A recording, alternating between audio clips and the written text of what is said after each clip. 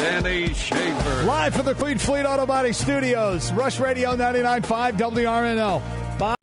All right, this is something that may shock you. I'm agreeing with the ACLU, or maybe they're agreeing with me.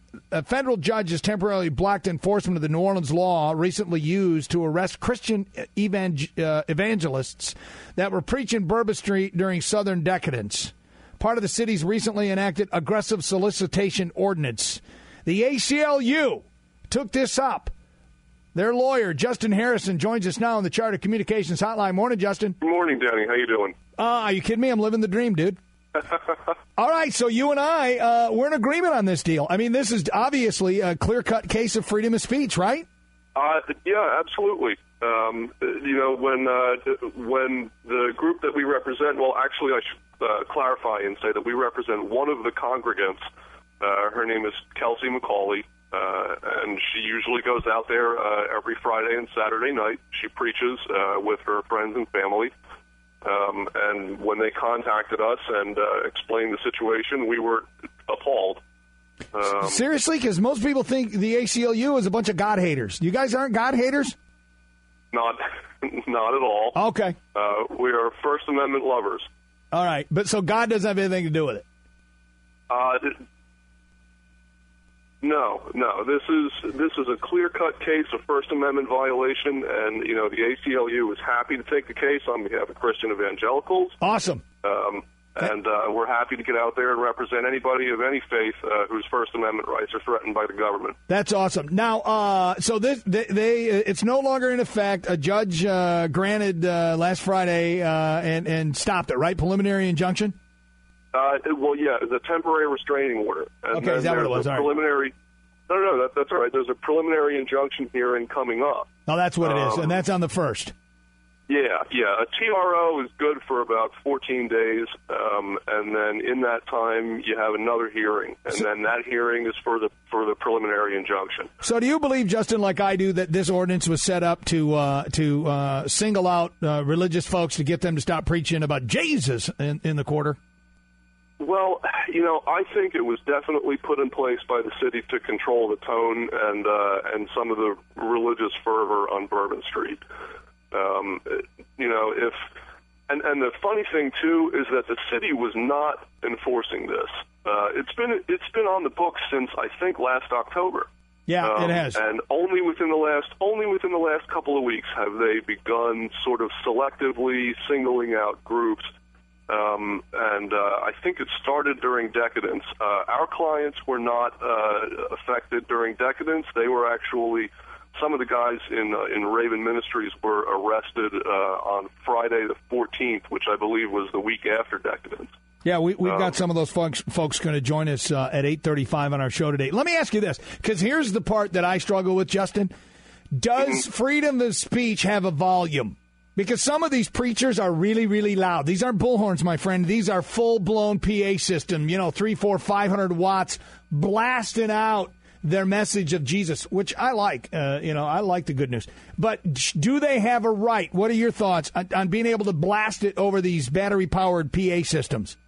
Well, strictly speaking, the ordinance itself doesn't say anything about volume. So right now, I would say, all the other ordinances notwithstanding, yeah, they probably do have a right to be out there. Now, if the city wanted to control that, maybe they could. They could put in an ordinance that says something like no bullhorns on Bourbon Street. What they can't do is single out a message. Well, that's exactly what they're trying to do. We're going to hear from one of those pastors next. Rush Radio 99.5 WRNO. Live from the Queen Fleet Auto Body Studios, Rush Radio 99.5 WRNO. I'm Denny Schaffer. Appreciate you tuning in. Final half hour of the broadcast. All right, we have the ACLU on, and believe it or not, I agree with them. And they agree with me. They did the right thing, fighting for free speech in the French Quarter. I still have a concern, ladies and gentlemen, over the volume of our freedom of speech. Now, the ACLU is representing this woman from Kenner. Well, a pastor, and because she had issues or because of what happened in decadence, a pastor and 5 members of his ministry team were arrested on Friday, September 14th, so a little over a week ago, and they were preaching on Bourbon Street after sunset. Pastor Troy Bohn of Raven Ministries, Restoring a Vision and Evangelizing Nations, and his ministry, his associates were taken into custody as they were sharing the gospel, and he joins us now on the Charter Communications Hotline. Hello, Pastor. Welcome to the show. Denny, thank you. Good morning. How you doing? I'm doing great, thank you. All right, so here's the deal. I think everybody agrees that it's your First Amendment right, and obviously a federal judge has blocked the enforcement of this ordinance. But my question to you is does freedom of speech have a volume control? Should there be rules against how loud you can be? I believe there should. I don't have a problem with that whatsoever, Denny. I think what happens many times, it's easy to characterize every bit of it. If you can be heard, people say you're too loud if they don't want to hear the message. And so certainly there should be restrictions, and we don't have an issue with restrictions on decibel levels or things of that nature. Do we want to be heard? Absolutely. I mean, we're passionate about what we believe, and we believe it's a message that wants to be heard, just like the band that's playing their 10,000th version of Creedence Clearwater Revival comes down the street and we hear it every week, or whatever else. There can be restrictions. We don't have a problem with that whatsoever. But to be targeted because of that is where we have issues. You do realize you're being targeted because the city of New Orleans doesn't want people to think about their behavior. All they want them to do is open up their wallet and spend. I'm well aware of that. Absolutely. Okay, how strong is your PA system? How many watts is that? 300, 400, 500 watts?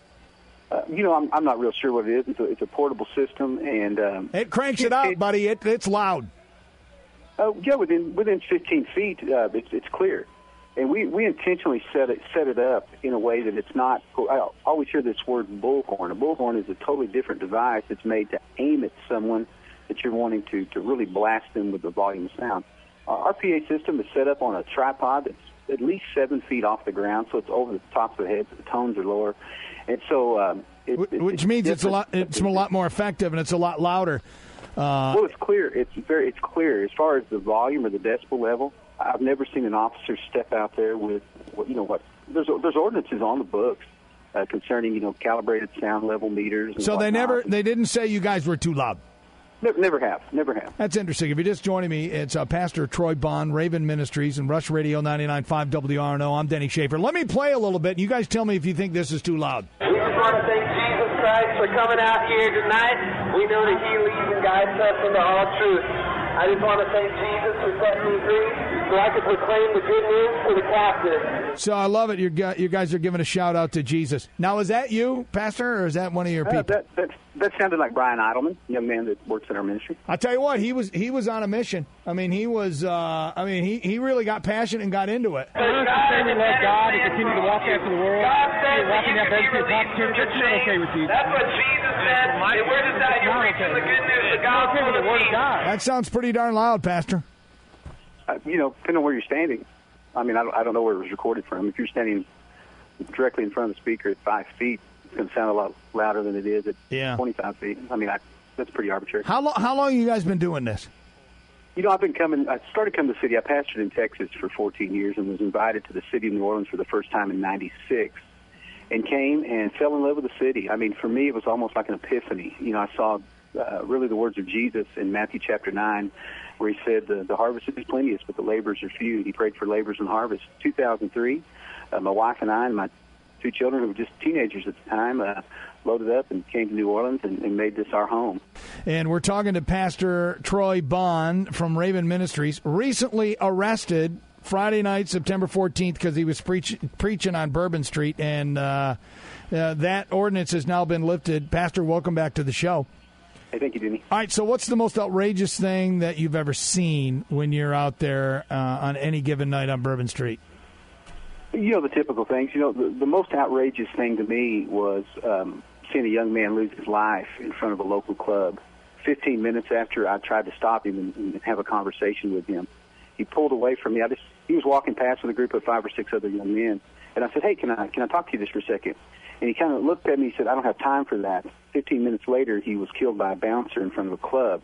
And that was back, that's been 5 or 6 years ago. What's interesting, though, his cousin called me just a few months ago just to kind of touch base with it and to share about his life. That's outrageous. And just last year that the young man was shot on Bourbon Street 25 feet from where we set our cross up. So that's outrageous for me that people can lose their lives. We've heard about the 15 people that were shot, the 2 people that were killed on the street. I like to think that sometimes that we're out there is hope for someone. Most of the people out there, could care less about what we say. And you know what? They don't say anything to us or we don't say anything to them. If somebody wants to hear the message, we're there and available to talk to them. We're not trying to shut a club down. We're not trying to change it, because if one bar closed down, 10 would rise in their place. That's not what we're there for. We're in a traditional public forum to get a message to as many people as possible. And there's just not very many places that you can run across such a cross-section of people as you do on Bourbon Street on a Friday or Saturday night. So can you do it without the PA system and do it with the cross and people just have a normal conversation like you and I are, or do you need the PA system? Well, it depends on what you're going to do. A group led by another local pastor, David Johnson, was actually, during decadence, told that he couldn't be out there just with the cross and handing out leaflets. And so really the issue at hand, it has nothing to do with amplification. I know it's easy to get upon that, but if people read the ordinance, it has nothing to do with amplification. Do we want to be as effective as possible? Yeah, it's kind of like chumming for fish. What we say out there on the PA draws people in. They want to hear the conversation. And we have dozens of conversations with people that have nothing to do with the activities of Bourbon Street. Like Tony and Michelle, I talked to this week from Baton Rouge. They were just here going to catch a cruise, and we got to talk. I just have a new granddaughter, and who was born 5 weeks premature. They had a daughter born 2 months premature. They said it was a spiritual epiphany when she was born. It showed them just how much God loved them. I mean, so we have all sorts of conversations, most of which are not confrontational or hostile or anything of that nature. And you guys got arrested September 14th. Where does it stand now in the court, especially since this ordinance now has been temporarily blocked? September 14th, again, 6 of us were taken down. They just came to us and arrested us on the spot and took us into the police station. I think they called it a technical arrest or something of that nature. They didn't actually put us in a cell. 3 of us out of the 6, for whatever reason, they just chose 3 of us to actually give a summons to. The other 3 didn't. They were taken to the police station, but nothing happened. We have a court date. I believe it's set up for October 31st. 3 oh, boy, Halloween. Isn't that interesting? It is, right during Voodoo Fest, which we're always up there ministering. And so we're probably going to try to get a continuance on that just until the issues. But the ordinance was thrown out, Pastor. How can they enforce an ordinance that has been temporarily blocked? Well, again, it's just as Justin, the attorney from the ACLU, said, it's a temporary restraining order. Yeah, and I got it. Once the hearing happens, I believe the ordinance will be thrown out and it'll be a moot point. All right, let me ask you this. How are the cops? How did they treat you when they arrested you and came up to you? All of this is on the video, by the way, if you want to Google this. Christians arrested for preaching in New Orleans after sunset. Yeah, absolutely. It's interesting. People can see this. When the sergeant approached me and I asked him, I said, what am I being arrested for? And he said, he kind of had a puzzled look on his face, and he said, solicitation. I said, solicitation of what? I'm not asking for anything. I'm not asking for money or anything of that nature. And he said, well, we're going to go down and talk about it. And so when I'm standing by my cross and they're gathering up our stuff, and initially they wanted to cuff us, and I said, why? And he said, because so y'all won't go anywhere. I said, where would we go? And so they didn't cuff us. Maybe they didn't want to carry our cross down the street for us, but for whatever reason. But as soon as I walked into the station, another officer asked me to I have a hat cam on to record everything that happens from the time I leave my van to the time I get back in there. And he told me I was under arrest and everything I had was going to be taken into central evidence, etc. They never did that, but put us under arrest and told us that we were charged with aggressive solicitation. You have a hat cam. Wow, that is awesome. Pastor Troy Bohn from Raven Ministries. Hey, we appreciate you going on with this, and I really respect what you're doing. I'm not so sure that I agree with yelling at people, but I certainly respect and believe in the gospel and the message, and that's for sure. That's why we use a PA, Denny, so we don't have to yell at people. We can just talk and have a voice raised equal to the crowd. Pastor, stay with it and let us know how this develops, because the way I see it is it has to be thrown out. And when you heading back to Bourbon Street, when's the next time you're going down? We'll be back out there Thursday, just like we've been out there every Thursday, Friday, and Saturday for the last 2 years that no one knew about. Well, now they do. Thanks, Troy. Appreciate you. Good luck to you. All right. I'm going to play a couple of these cuts, and you tell me if there should be a volume control on free speech. That's next. Rush Radio 99.5 WRNO. Here's the only problem I have with the street preachers. I think free speech has a volume level. I just do. And I know they have a noise ordinance, and they didn't arrest these guys saying that they were too loud. But listen to how loud this is. I don't want anything happening on Bourbon Street that isn't inspired out of love. And you know what? We're out here tonight because we love God and we love people. And we want people to meet our God. Our God didn't just get crucified 2,000 years ago to stay in the grave. That is pretty darn loud. And if you're walking by that, you know, you can't really avoid that. And I'm just wondering how effective the message is. It's very, very aggressive. And I don't know if you want to shame people into believing your message. I don't know if that is effective. And maybe that's what you got to do to get through the drunken stupor. Maybe that's what it is. I don't agree with it. I could see how the city, even though they're out of line, and how the city, you know, this is obviously a blatant violation of First Amendment rights. Let me just be clear on that. The city's out of line with this aggressive solicitation law or ordinance or whatever. They're wrong. It's free speech. But the volume and what you say, I mean, you know, this is very aggressive. You know, many of you, if not all of you, are doing the desires of Satan. He said he came out here to steal, kill, and destroy. And there's people in those bars tonight who may get raped. There's girls in those bars tonight who may die. And you're doing the works of your father, the devil. You're doing the works of your father, the devil. Come on, that's pretty harsh. Is that protected under First Amendment rights? And I don't think it is. 260-0995, 877-585-0995. In a loud, aggressive manner, I think it may be over the line. I think you can do the same thing with the cross and a little sign, want to talk, whatever. Let the cross be your PA. And then just have normal conversation with people, instead of yelling and shaming people, because I think that's what's killed religion over the years. I don't agree with it. He said, repent, turn from the wicked ways. You know, you look at this street tonight, and the Bible says there's a broad way which leads down to hell, and many enter through it. But there's a narrow way which leads to life, and few there be that find it. But guess what? I've got good news. He does have good news. He has the best news that's available. I'm just wondering about the presentation.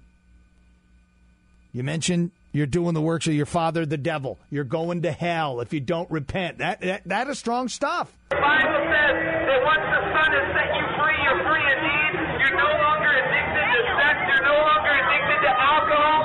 You're no longer addicted to beer. You're no longer addicted to the things of this world. But you're addicted to Jesus. Addicted to Jesus. By the way, this is one of the funniest things that he said was about the ark. I'm willing to adopt you. I'm willing to take you out of that vomit and set you upon a mountain that no man can touch. That's his promise to you tonight. But you can't reject it. You have to come to Jesus. Don't be like the people who, when Noah was preaching, they said, we don't need an ark. We don't need no stinking ark. Look, I absolutely believe in that message. And when I hear that, that scares me. Doesn't that kind of scare you when you hear that? That is really aggressive and forceful. And I'm just wondering how effective it really truly is, and if you could be equally as effective if you just, I don't know, didn't sound like a crazy person. Listen how crazy this sounds. He's saying, come to me, all you are a heavy burden, and I'll give you rest. Do you not hear the good news? Doesn't that sound a little crazed? 260-0995, 877-585-0995. Does freedom of speech have a volume control? 260-0995, and I say it does. And I love the gospel, and I love Jesus, but I don't agree with that, with the presentation. It's scary, and it's creepy, and it's a little weird. I mean, that's just me. You know, I'm just that way.